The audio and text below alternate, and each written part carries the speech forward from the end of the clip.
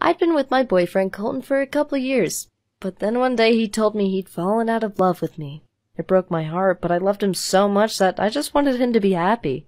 I mean, if I couldn't make him happy, I'd rather he found someone who could. We were still sharing an apartment, though. My friends thought it was weird, but I hated living alone, and I didn't have the money to find a place by myself. We still got along okay, but then Colton told me he needed some space, so he was going to spend the weekend with his parents. Alone and feeling sorry for myself, I called my best friend Christine to ask if we could meet up, but she said she needed to look after her daughter because she had a fever. I offered to come over, but she said she didn't want me to get sick too. I ended up binge-watching sad movies on Netflix all weekend. Colton came back on Monday. He told me he'd hung out with his parents doing nothing, but when I took out the trash, I noted some crumpled-up zoo tickets for 2 adults and 1 kid. It was so weird. He'd said he hadn't gone anywhere, so why would he have zoo tickets? Even stranger, why would he have a kid's ticket? Had he lied to me? Had he been on a date with a new girlfriend? I told myself to stop thinking about it. I mean, it wasn't my business. It was over between us. But I couldn't stop wondering. What if he'd broken up with me because he found someone else? What if he'd been seeing her behind my back? Hey, I'm Emma, and my stepmother kicked me out of my own house. It all started after my parents divorced. My dad quickly found a new girlfriend and married her within just 3 months. I didn't like her much, but I wanted my dad to be happy, so I always acted nice and polite. But no matter what I did, my stepmom always found something to criticize me. So whenever I cooked for our family, she would tell me how bad my food tasted. And even if I cleaned the house, she would always find some small spot I hadn't cleaned perfectly. And for everything I did wrong, she would give me even more housework to do. I started to feel like a servant, and I told my dad about it. But he just said that hard work is part of life. But at the same time, my stepsister didn't have to work at all. Most of the time she just watched TV or got upset about the vacuum cleaner making too much noise. One time she wanted my dad to buy her new clothes, but he said he didn't have the money. She got so angry that she took all her clothes, threw them into the bathtub, and poured bleach over them until they were completely destroyed. The only clothes she had left were the ones she was wearing, so my dad was forced to take her on a huge shopping spree. I got so upset about it that I called my stepsister and mom the 2 evil witches. My stepmom completely freaked out when she heard it and somehow convinced my dad that I was a problem child who tried to destroy the family. Since then it was always them against me, which is why I spent more and more time at my mom's house. But one weekend both my parents went out, and they said I should stay at my dad's house with my stepmom so that someone could take care of me. Hey, my name is John, and I had a pretty normal upbringing. But everything changed when I turned 18. I was applying to college when I discovered that my social security number didn't match my name. I thought it was just a mistake and asked my school counselor for help. But he said that there might be another explanation. He went on to check my name in the National Center for Missing and Exploited Children database. And that's when we discovered that I'd been listed as missing for 15 years. I was so confused. I mean, this couldn't be true. Or, because I looked just like my dad, I knew we were related. And although my mom wasn't around, he had always told me that she had left us after giving birth to me. While I went back home, my school counselor contacted the FBI without telling me. They immediately arrived at our home to interview me and to arrest my dad. It was horrible to see him being taken away in handcuffs. Hey, I'm Robert, and I've always been very good-looking. I'm not saying that to brag. It's just that every single girl in my high school wanted to date me. I was young, and of course, I chose the hottest girl. Her name was Rebecca, and all I had to do was say hi to her. She immediately responded, "Oh my God, hey Robert." And a few hours later, I made out with her. Afterward, we dated for 2 weeks. But I didn't actually like Rebecca. All she did was gossip and trash talk her own friends. At one point, I had enough and broke up with her. I could have found another gorgeous girl, but I liked Elsa the most. She was my chemistry partner, and I simply enjoyed talking and hanging out with her. Was she pretty?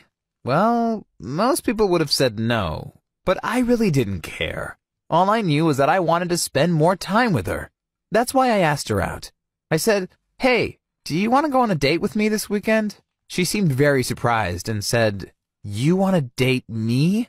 I nodded my head and said, "Of course." Our first date was great. We went on a Ferris wheel and held hands. It sounds stupid, but it felt right. But then the news spread at our school.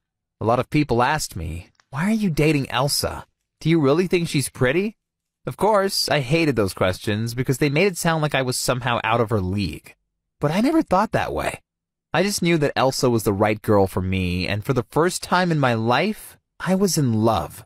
But then I introduced her to my dad and said, "Dad, this is Elsa. We have been dating for a few months now, and I wanted to introduce her to you." But instead of welcoming Elsa, my dad pointed at her and said, "I don't like you." We were both shocked. But Elsa was a brave girl and asked my dad, "Sir, can I ask why you don't like me?" And my dad responded, "I'm sure you are a nice girl, but my son is a 10, and you are a 4 at best." I saw that Elsa was holding back tears, and I got so angry that I screamed at my dad, "You monster!" Then I took Elsa to my room and tried to comfort her. I said, "My dad's opinion doesn't matter." But then she asked me, "Do you think I'm pretty?" And I responded, "I don't think it matters whether you are pretty or not." But Elsa couldn't handle my answer. She started crying and said, "So it's true what the other kids in our school say. They all think I don't deserve you." She was crying, but I responded, "Look, you are not the prettiest girl in the world. You either accept that or not. But I love you just the way you are, and there is nothing I enjoy more than spending time with you. Isn't that enough?" Finally, Elsa said, "Yes, I can live with that." I thought we had solved this problem. Hey, my name is Miranda, and I want to tell you why I got plastic surgery and whether it helped me win over my dream guy Jordan or not. It all started when I was a teenager. My Latina mom always told me I looked ugly because I didn't have a big butt or big breasts. She said I couldn't compete with the other girls unless I got plastic surgery. Well, it was easy for her to criticize me because she was born very curvy, and even in her 50s, guys couldn't stop staring at her. Her words made me feel very insecure about my looks. But she was right. The guys at my high school weren't really interested in me. Especially my crush Jordan was completely ignoring me. He was without a doubt the most handsome and popular guy in our school. And I always wondered if he'd be interested in dating me if I got bigger butt and bigger breasts. Well, for my 18th birthday, my mom gifted me a butt implant surgery. The operation was brutal, but wow, after the operation, when I saw my ass, I was shocked. It was so much bigger than I had expected. And when my mom saw it, she started jumping up and down, screaming and cheering. And for the first time in my life, she told me I looked good. I didn't want to hide my ass from the world, so the first thing I did was upload a picture of my ass onto Instagram. Of course, my friends were all shocked and wrote, "What the hell happened?" I hoped they would be supportive, but when we met up, they all made fun of me and said I would do anything to get attention from guys. It hurt to hear them say that, and since then we haven't talked to each other. I realized that if my friends didn't support my decision, then they weren't my real friends to begin with. I continued to upload photos of my butt, and in just over 3 months, I gained 10,000 Instagram followers. My mom told me I could become famous and that I needed my breast done next.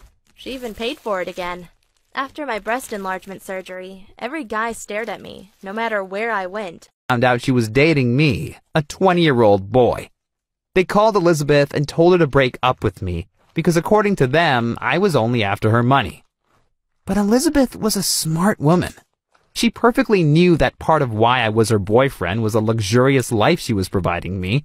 But her family didn't care that I made Elizabeth happy. They kept trying to destroy our relationship. Well, at least until Elizabeth broke off all contact with them. She was happy having me as her boyfriend, and that's all that mattered to her. And a week later, she came up to me and said, "Michael, let's get married." And of course, I said yes. I understand that people assume I only married her to get her money, but that's not true. I really liked her. But then, just 6 months into our marriage, she didn't wake up from her sleep. It was tragic, and the doctor suspected that she had accidentally taken the wrong pills the night before. But it didn't matter, because I was her husband at the time of her death, So I was legally entitled to her whole fortune. And trust me, it was a very big fortune. I thought about giving some part of the inheritance to her family, but all of them already had a few million on their bank accounts, and they had always treated Elizabeth like trash, so I decided to keep the money for myself. Of course, they tried to sue me, claiming I had killed Elizabeth, but none of their accusations had any truth to them, and in the end, I let my lawyers handle it. But of course, I hadn't forgotten why I had wanted to become rich in the first place. After I had received Elizabeth's money on my bank account, the first thing I did was buy a Bugatti Veyron Supersport for $2 million in cash. And then I drove it to Paul's house. You remember the guy that made fun of me in high school? I rang the bell at his parents' home to see if he was still living there. And indeed, he opened the door and looked very surprised to see me. He said, "Michael, what are you doing here?" And I said, "I just wanted to inform you that I have hundreds of times more money than your stupid parents. Just come, I want to show you my car." We walked to my car and Paul looked almost shocked. He said, "There is no way that's your car. You must have rented it." But I knew he would ask that question. So I opened the trunk, where I had stored $5 million in cash. I said, "You think I rented these too?" Paul didn't respond, and then I went right in front of his face and said, "Now you know who's balling." And then I went into my car and just drove away. Since then, I've sent Paul a Christmas card of me next to one of my cars every single Christmas. Oh, and do you remember how I promised my mom to pay her $500,000 back for the $500 she gave me? Well, I gave her much, much more money. Because she really deserved it. 1 week later, I was walking down a street at night, when suddenly, the doors of a car right next to me opened with 2 men coming out of them. I immediately knew they were coming for me, so I started running as fast as I could. I hadn't done sports in years, but in college I was in the varsity team, so I knew how to run. And trust me, I ran. For at least 1 minute they were right behind me. But they couldn't keep up, and quickly gave up.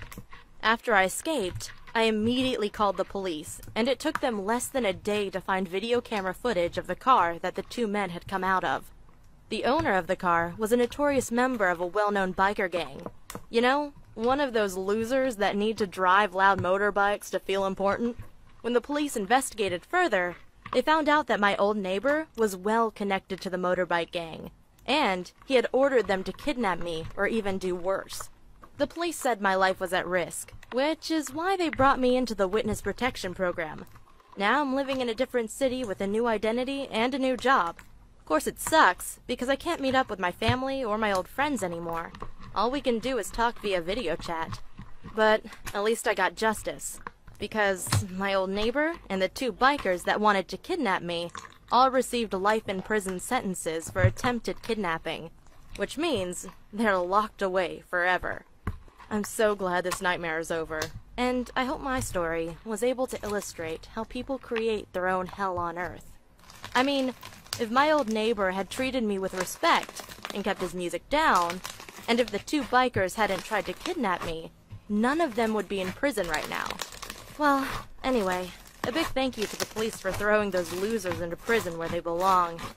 And please, let me know in the comments what you would have done in my situation. I've always adored my big sister, Sherry. She was pretty, smart, and everything I wanted to be when I grew up. Unfortunately, I didn't see her very often because she moved out when I was just a kid. The only time she would come and visit was on special days like Christmas or my birthday. Then she'd always bring presents and play with me. But when I was 13, everything changed. It was in the middle of the night when I woke up because my parents were arguing with Sherry. I wanted to know what was going on and opened my door so I could hear them better. But what I heard next took me by complete surprise. My sister Sherry yelled, "You're not her mom, I am!" I was shocked for a few seconds, but then I immediately ran downstairs, and I'll never forget the look on their faces when they realized that I had heard everything. It was really awkward at first, but then Sherry and I sat down and she told me the whole truth. It turned out my mom was actually my grandmother and Sherry was actually my mom.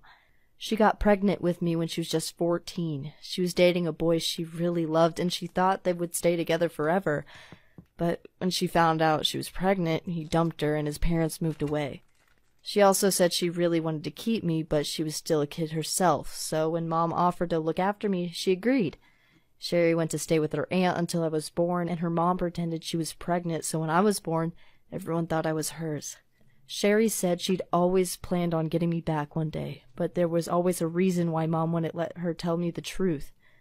When my sister finished her education and got a job as a nurse, she asked my mom if I could live with her, but my mom said it would be too difficult for me now because I was already settled in.